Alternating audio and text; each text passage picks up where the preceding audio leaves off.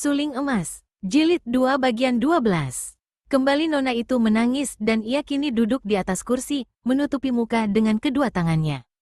Kuiseng melihat air mata menetes dari celah-celah jari tangan yang putih, halus, dan kecil meruncing itu. Nona, kulihat kau bukan orang sembarangan. Kau terpelajar dan tidak kelihatan seperti gadis bodoh. Mengapa kau sampai? Tidak kuasa ia melanjutkan kata-katanya menyebut pelacur. Sampai menjadi pelacur, Ang Xiaohua menurunkan tangannya dan mukanya menjadi merah sekali. Air mata menetes di sepanjang kedua pipinya yang halus kemerahan. Ah, panjang ceritanya, Kui Kongcu. Ketahuilah, di waktu kecilku aku adalah seorang berdarah bangsawan. Ayahku seorang pangeran dari kerajaan Tang. Kaget seperti disambar petir rasa hati Kuiseng. Ah, mengapa sampai begini? Nona itu dengan suara pilu bercerita. Ayahnya memang seorang pangeran bernama Hu Sichai yang mempunyai sepasang putri kembar. Ketika kerajaan Tang runtuh, sekeluarga pangeran ini menjadi korban pula, semua tewas kecuali sepasang anak kembar itu yang berhasil dibawa lari oleh seorang pelayan. Akan tetapi di tengah jalan mereka terhalang oleh keributan dan perang sehingga seorang di antara dua anak kembar itu terlepas dari gandengan tangan dan hilang. Yang hilang bernama Hu Jin-in. Sedangkan yang masih dapat diselamatkan oleh pelayan itu adalah Hu Kim-in. Anak ini lalu dipelihara pelayan itu, akan tetapi karena keadaannya yang amat miskin, hampir saja mereka berdua mati kelaparan.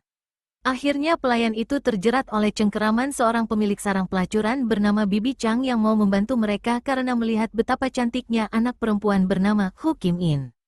Makin lama utang mereka bertumpuk dan akhirnya, setelah Hu Kim-in berusia 15 tahun, terpaksa Hu Kim-in dijual kepada Bibi Chang sebagai pembayar utang. Demikianlah, Kui Kongcu, akulah Hu Kim-in. Tak dapat aku melepaskan diri dari cengkeraman Bibi Chang. Akan tetapi baiknya aku disayang oleh hartawan-hartawan dan pembesar-pembesar sekitar tempat ini sehingga aku dapat mempengaruhi Bibi Chang dan aku agak bebas. Aku boleh memilih sendiri laki-laki mana yang akan kulayani. Dan karena aku banyak mendatangkan hasil sehingga Bibi Chang menjadi kaya, maka aku pun ia perlakukan dengan baik serta mendapat kebebasan, malah aku mempunyai pelayan dan tempat tinggal menyendiri. Akan tetapi semua ini kulakukan dengan pengorbanan besar, Kongcu. Ayah bundaku tewas, adik Jin-in entah kemana, dan aku harus mengorbankan kehormatan, menjadi perempuan hina yang dipandang rendah oleh orang-orang terhormat seperti kau. Kembali Ang Xiaohua menangis. Bukan main terharu hati Kuiseng. Alangkah buruknya nasib gadis ini. Rasa haru dan kasihan membuat ia memegangi pundak wanita itu dengan halus dan menghibur. Sudahlah, Nona, aku tidak memandang rendah kepadamu dan aku berjanji akan menebusmu dari Bibi Chang. Kemudian aku akan mencarikan orang tua yang baik yang suka memungutmu sebagai anak. Adapun tentang Nona Hu Jin-in, biarlah perlahan-lahan kucarikan untukmu. Ah, Kui Kongcu, kau menumpuk budi kebaikan padaku. Ang Xiaohua menubruk Kuiseng dan menangis sambil mendekap dada pemuda itu dengan mukanya. Kini Kuiseng tidak menolaknya. Ia mengusap-usap rambut wanita itu dengan penuh perasaan kasihan dan sayang. Seorang puteri pangeran sampai begini, pikirnya.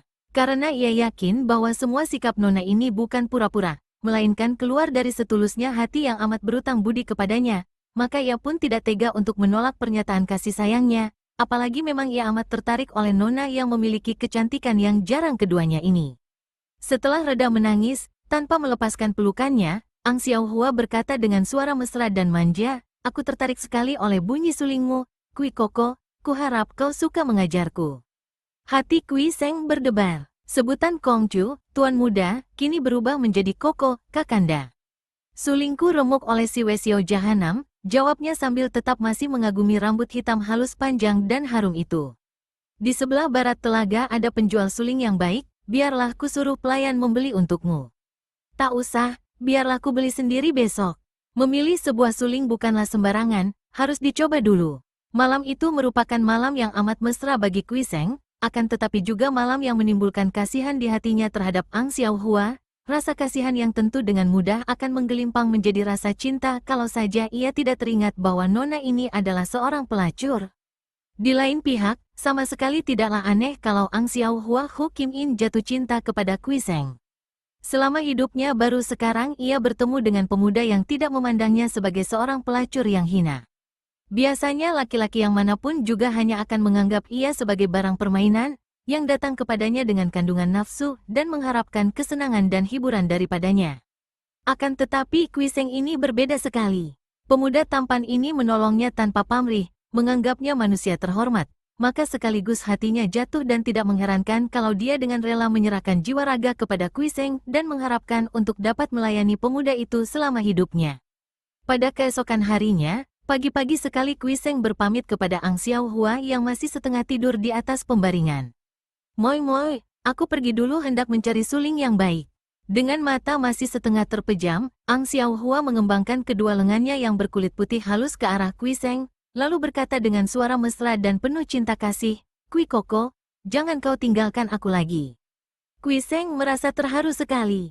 Ia merasa yakin akan perasaan cinta wanita ini kepadanya. Untuk sejenak jari-jari tangan mereka saling cengkeram, lalu Kuiseng melepaskannya dan berkata sambil tersenyum, "Jangan khawatir, Moi Moi. Aku takkan meninggalkanmu begitu saja sebelum kau pandai bersuling." Entah mengapa ia sendiri tidak tahu, pagi itu Kuiseng merasa gembira sekali. Lenyap sudah rasa lelah dan lemah sebagai akibat pertandingan mati-matian melawan Ban Pilocia. Sinar matahari pagi yang menyoroti permukaan air telaga dan pohon-pohon di sekitarnya tampak amat indah menyegarkan. Suara kicau burung pagi amat sedap, tidak seperti biasanya. Dan pemuda ini tersenyum, matanya bersinar-sinar, dan kedua pipinya menjadi kemerahan. Bibirnya tersenyum aneh kalau ia teringat pada Ang Xiaohua. Ia harus mencari suling yang baik, tidak saja yang baik suaranya, akan tetapi juga yang memenuhi syarat untuk menjadi senjata. Bambu pilihan yang tua dan kering betul. Benar seperti dikatakan Ang Xiaohua, di sebelah barat telaga itu terdapat seorang penjual suling buatannya sendiri.